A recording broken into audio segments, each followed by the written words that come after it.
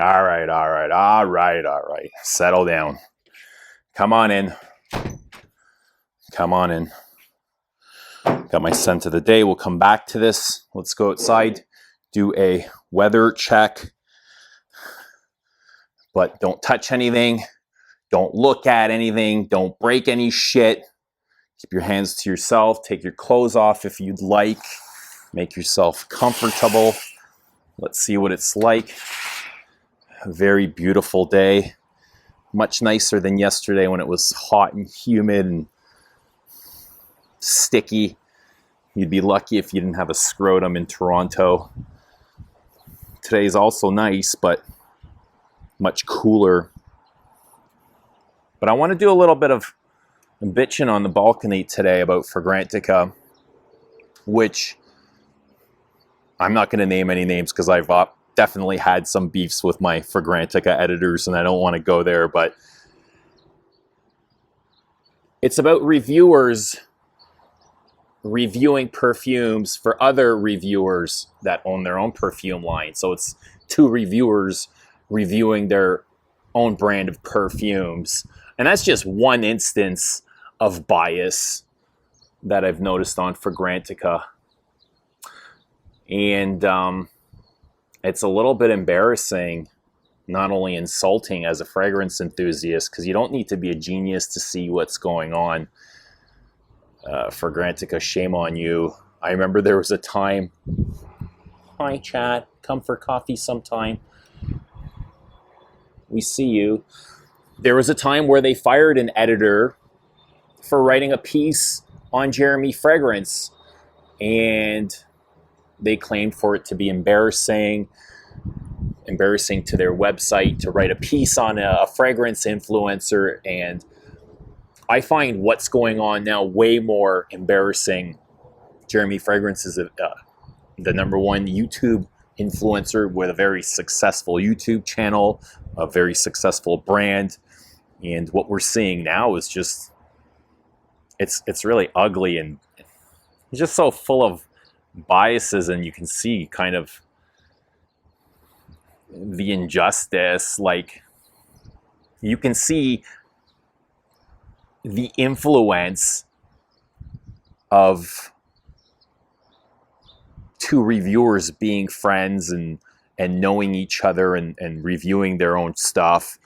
It's just, it's not very professional in my unprofessional opinion. But what else is embarrassing is just the amount of flack that I see almost the same people giving to YouTube reviewers for being dishonest and unethical in their reviews and reviewing freebies, when it's going on in a lot more social media places besides just YouTube. You see it on Facebook. Facebook group owners are doing the exact same thing. They are in bed literally and figuratively with brand owners promoting their stuff. You see it on other bloggers' sites where they're charging a premium for a positive review. So it's just fucking ugly. You know, as an enthusiast, I'm embarrassed and I'm insulted, and I'm right about to get off of all social media because there's just nothing in there but bullshit. Well, that's my rant for the day. Here is my scent of the day. And this is, we've been doing a dive into L'Artisan. This is Al Oud, a very spicy, dry, woody fragrance. Get a lot of that cumin and cedar wood. It's not as pissy as some people claim. Kind of wish it was more challenging or animalic. For me, it's almost a cross between Declaration, EDT, and Le Label's Rose 31. Not as interesting as Declaration. I much prefer Declaration to this.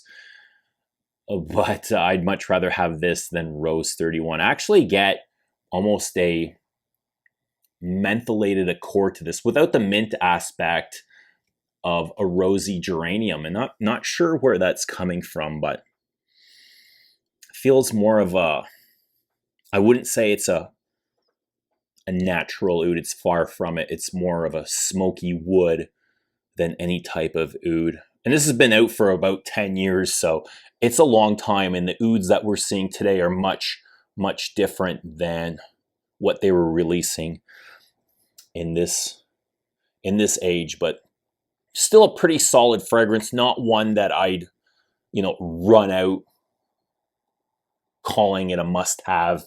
It's okay. It's okay.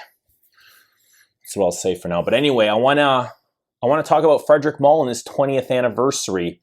It's his 20th birthday from the time he opened his first boutique in Paris. So I'm going to flip this around, and I'm going to share with you the top 5 Frederic Malle fragrances that I have worn. Not necessarily my favorites, but things that I've worn the most of. All right, so huge congratulations to Frederic Malle for his 20th anniversary, to all the perfumers involved, to anyone else that's helped build this brand. It marks the 20th anniversary of the first boutique that's opened in Paris, which is a huge success considering that at the time of this launch, there were no social media to help influence. There was no Facebook or Instagram. There were no influencers. There was no YouTube to send free bottles to reviewers for positive reviews. So there's no gimmicky tactics involved. And even now with these tools available to Frederic Malle, I don't see it used. I don't see him using social media as a platform. Besides his own Instagram page, I don't see bottles being sent to reviewers, which is a huge sign in the support he gets is all very organic. It's all naturally grown. There is no outside influence, and kind of speaks for the product on its own. In 20 years, we've seen a lot of changes from the time his brand has launched. We've seen the introduction of, we've seen expansion, we've seen new boutiques, we've seen, the sale to Estee Lauder, which hasn't disabled the brand in any way. Actually seen it as a benefit, pumping more money into the brand and being able to use higher quality synthetics. So I'm excited to see what the next 20 years will hold. Frederic usually works with world-class perfumers, the best of the best. Dominique Ropin, we've seen a lot of him. Jean-Claude Elena, some of my favorites. Going forward, I'd love to see some more Olivia Giacobetti, who does a lot of natural scenes. Maybe even some more Carlos Benaim. Love his depth. From perfumers he hasn't worked with, I'd love to see Bertrand Duchefort and his signature smoky incense in a Frederic Malle bottle. And now that Jacques Polge is no longer contracted under Chanel, I'd love to see a collaboration with him as well. And I know Francis Kurkdjian works outside of his brand quite often, and I'm not sure what kind of stipulations would be involved there, but I'd love to see even a Francis Kurkdjian and Frederic Malle collaboration. I know Francis usually does his best work outside of, his own brand. He's usually very safe with MFK, so I'm sure Frederic would inspire him to do his best work. But yeah, I love it. Just all natural, very organic growth. Really excited. But I'm going to share with you the top 5 Frederic Malle perfumes that I've worn over the past year. And this doesn't necessarily make it my favorites. These are just 5 that I have, for whatever reason, worn the most. And I've always been kind of surprised, with all the success that this brand has had, and in the day and age of cloning, I haven't seen many things inspired from Frederic Malle for whatever reason. Like Musk Ravageur and Portrait of a Lady have been, instrumental releases over the past 20 years, and I think there is kind of a knockoff of Musk Ravageur that's never really gained much traction or steam. And other than that, I can't really think of anything else. But also, I'm not really bothered by clones or interested in. But number 5, my fifth most worn Frederic Malle is Promise, which is almost a Middle Eastern inspired portrait of a lady. So it's very dense and butch. And it's got a rose in it, and it may or may not have oud, depending on how you interpret it. But to me, it's very dry and dusty, and it's got a very scratchy, aggressive patchouli in here, almost pasty-like, but it's got a really nice fruity apple accord in the opening. That's number 5. Number 4 is possibly my favorite Frederic Malle, and I'm not sure how this made it to number 4, but it's Musk Ravageur, and this for me was love at first sight, love at first sniff. When I started obsessively getting into perfumes, I remember reading about this, and I just had to get downtown Toronto and give it a sniff. And the moment I did, it was like game over.